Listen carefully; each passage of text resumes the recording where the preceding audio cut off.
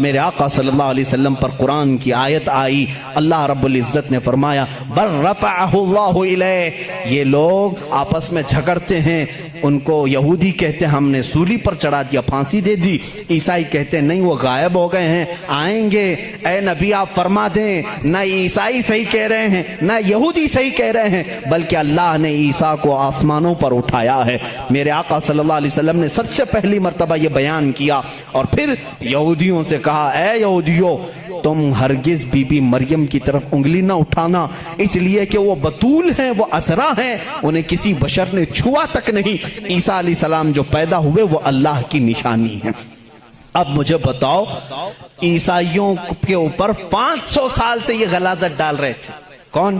یہودی 500 سال سے گالیاں دے رہے تھے۔ ان عیسائیوں کو احسان ماننا چاہیے میرے رسول پاک کا۔ میرے رسول کریم صلی اللہ تعالیٰ علیہ وسلم نے سیدنا عیسیٰ علیہ السلام کی طہارت بیان کی کہ وہ اللہ کے بیٹے نہیں ہیں، وہ پاکیزہ ہیں، وہ اللہ کی مخلوق ہیں، اور دوسری طہارت بیان کی سیدہ بی بی مریم کی کہ وہ پاکیزہ ہے، طاہرہ ہے، بتول ہے، عذرا ہے۔ اب عیسائیوں کو یہ تسلیم کرنا چاہیے کہ ہم کو یہودیوں کے ان الزامات سے اگر کسی نے بچایا ہے تو وہ محمد رسول اللہ ہے۔ عیسائیوں کی کتاب میں یہ ساری چیزیں موجود ہیں میرے عزیزوں۔ اب یہاں پر بات بہت زیادہ ہے، میں آپ کو مختصر لے کر کے جا رہا ہوں۔ دنیا کے جو بڑے مذاہب ہیں، جو بڑے ریلیجین ہیں، ان میں سے یہودی بھی ہیں، عیسائی بھی ہیں۔ تیسرے نمبر پر اگر میں بدھ مت کا ذکر کروں، بدھا جس کو گوتم بدھ کہتے ہیں، اس دین کا بانی، اس دین کا فاؤنڈر، اس دین کا موجد گوتم بدھ، اس کی تعلیمات، اس کی کتابیں آج بھی موجود ہیں۔ کتابیں جو دساتیر کہلاتی ہیں، گوتم بدھ کی کتابوں میں اخلاق زیادہ سکھائے گئے ہیں، تصوف زیادہ سکھائے گئے، دنیا سے کنارہ کشی زیادہ سکھائی گئی ہے۔ جیسے آج بھی گوتم بدھ کے ماننے والے یہ کہتے ہیں، عیسائیوں میں جس طرح فرقے ہوئے اسی طرح بدھ مت میں بھی فرقے ہوئے۔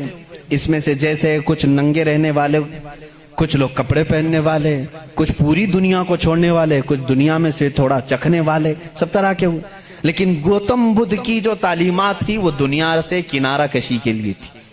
گوتم بدھ دنیا کا ایک بڑا اس زمانے میں پیروکار جس کے رہے ہوں ایسا شخص تھا۔ اب اس کی ایک کتاب جو اس کے ایک شاگرد نے لکھی ہے، اس کی تعلیمات کو جمع کیا ہے، جس کو کہتے ہیں چکاوتی سننا، یہ کتاب ہے۔ اس کتاب میں گوتم بدھ تعلیم دے رہا ہے، کہتا ہے کہ اے میرے چاہنے والوں، اے میرے مریدوں، اے میرے شاگردوں، سنو میں تمہیں ایک بڑی بات بتاتا ہوں۔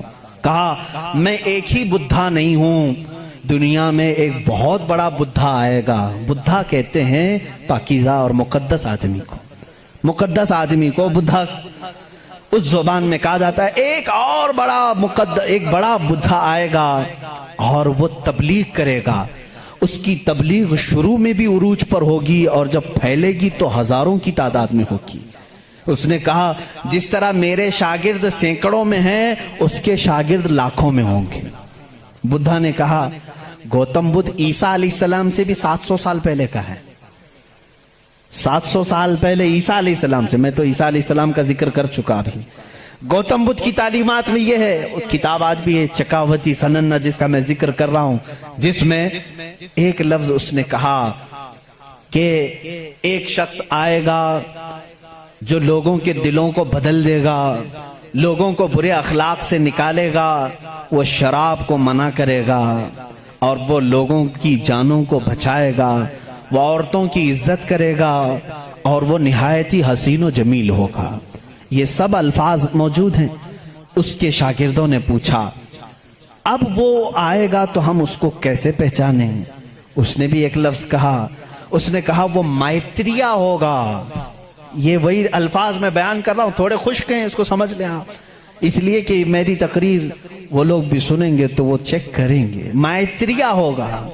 گوتم بدھ کہتا ہے وہ آئے گا، وہ اس کو مائتریہ کہیں گے، مائتریہ کہیں گے۔